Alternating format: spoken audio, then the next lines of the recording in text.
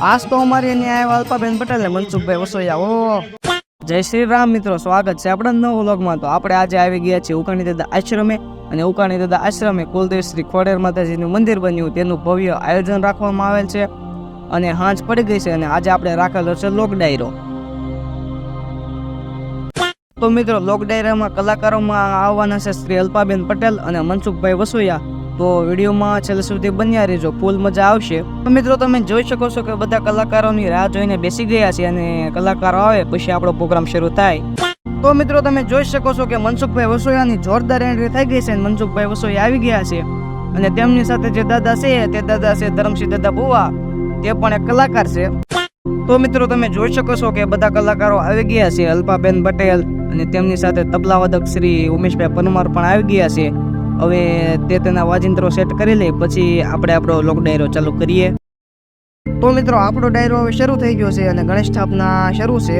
ગણેશ સ્થાપના પૂરી થઈ જાય પછી આવશે મનસુખભાઈ વસોયા। એ ભાઈ, તો મિત્રો, તમે જોઈ શકો છો કે હવે આવી ગયા છે મનસુખભાઈ વસોયા અને મનસુખભાઈ વસોયા હવે કરાવશે મોજ। એ ભાઈ,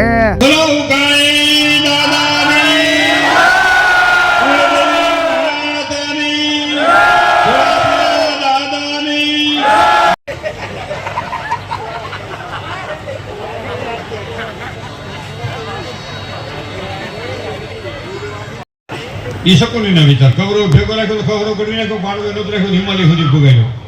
અમુક લાહી લાઈન હોય, લાહી લાઈન બહુ સારી ધીરુભાઈ, કાયમ નો પણ નડે ની હાટાની ને દુનિયાથી હોય ગમે ને જાવ। લાહી લાઈન શું કરે, સાલું કરો ને સાલું કરો ને નડે નહીં પણ લીકેજ થાય, હાટાની નહીં।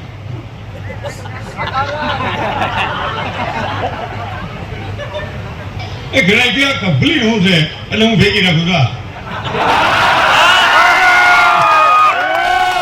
સર્જન છે ને તો લાઈની કામ આવી, કપલી ની કામ આવી, અવલાટો તો લાઈની પડી રહે, કપલી ની પડી રહે, ત્રાહા તો બે ને લીપી નાખે, લાહી લાઈન તો લીકેજ થાય। એટલે હું કીધું કે હોત નહીં રાવણ તો રાવણ ને યાદ કોણ કરે, હોત નહીં મામો કૃષ્ણ ભગવાન કૃષ્ણ ને યાદ કોણ કરે, હોત નહીં કૌરવો તો પાંડવો ને યાદ કોણ કરે, હોત નહીં ભેરવો તો રામદેવ ને યાદ કોણ કરે, હોત નહીં કાળ ને મીધો ઘનશ્યામ ને યાદ કોણ કરે, હોત નહીં રાત તો હુંજ ને યાદ કોણ કરે, હોત નહીં દુઃખ તો સુખ ને યાદ કોણ કરે, અરે હોત નહીં અનિતિ વાળા તો નીતિ વાળા ને યાદ કોણ કરે, હોત નહીં પાપી તો પુરુષ। તો મિત્રો, હવે આવી ગયા છે અલ્પાબેન પટેલ અને અલ્પાબેન પટેલે ખોડેરમાંની આરતીથી શરૂઆત કરી દીધી છે।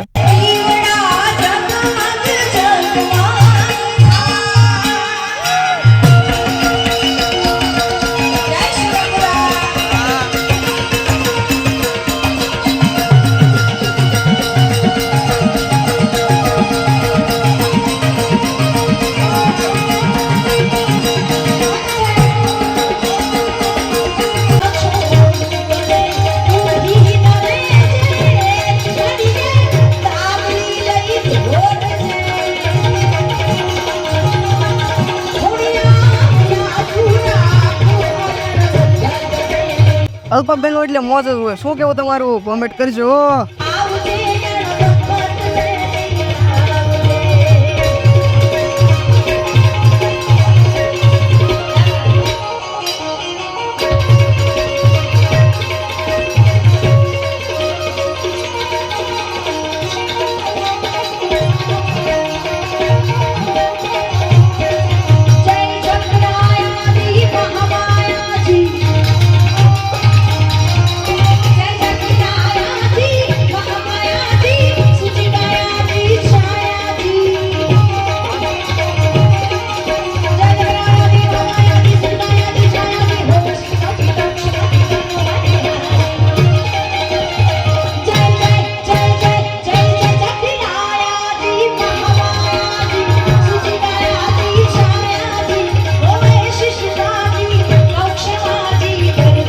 મિત્રો, તમે જેની આતુરતાથી રાહ જોઈ રહ્યા છો એવા કલાકાર એટલે કે મારો ભાઈ યશ ઉગાણી આવશે અને દાદાની વાતો કરશે અને એના રાગમાં તમને મોજ કરાવશે।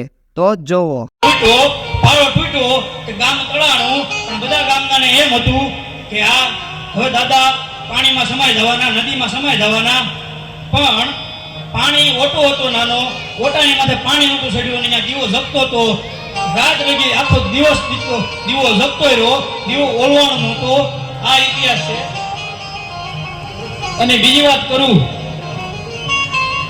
ઢસાણા ભાણાવાળો અહીંથી નીકળો. આ બધું વન વેરણ બાવળિયા, એક ઓટો અને એક પથ્થર, એટલે કે દાદા. અને એને એમ જો લાય આ ગોળ પાણો છે, પાણો કઈ ઉપાડ્યો કે મારા ઘાણે હાલ છે, સારું તેલ નીકળે છે, પણ ગાણો લઈને જો દસા અને બળદ હાલે નહીં, ગમે એટલું ગોળ કરે બળદ હાલે નહીં. બળદને છોડ્યા પોતે મંડાણો પણ હલે નહીં. પછી એને કાને વાત પડી કે તું જેને લઈને આવ્યો છો ને એ ઉકાણી પરિવારના સુરાપુરા દાદા છે. પણ પછી એને સમજાણું, દાદા સપને આવ્યા કે આવી રીતે જે કર્યું છે માફી માંગ, ત્યાં મૂકી દા વાસ્તે ગાજદે, અને મૂકવા આવે છે. અને આવો જ બીજો પ્રસંગ કે અમરેલીના એક ખેડૂત અહીંથી ગાડું લઈને નીકળે છે અને ઢાંડા બાંધા છે, પણ ગાડામાં વજન હોવા છતાં ઊંચું રહે ગાડું અને આગળ પથ્થર મૂકવો પડે. અને એ જ સમય અહીંયા આવે છે, ગાંડો બાવળ હોય છે અને દાદાને પથ્થર સમજીને લઈ જાય છે, આગળ મૂકે છે. અમરેલી લઈ જાય છે. ક્યાંય પણ એને એવું જ થાય છે, હળ આકે છે, હાથી આકે છે વાડીમાં, પણ હાલતું નથી. પણ એને કોક કહે છે કે આવી રીતના તે કર્યું છે એ ઉકાણી પરિવારના સુરાપુરા દાદા છે. પણ એ આખું ગામ વાસ્તે ગાસ્તે દાદાને મૂકવા આવેલા. આ જૂનો ઇતિહાસ છે.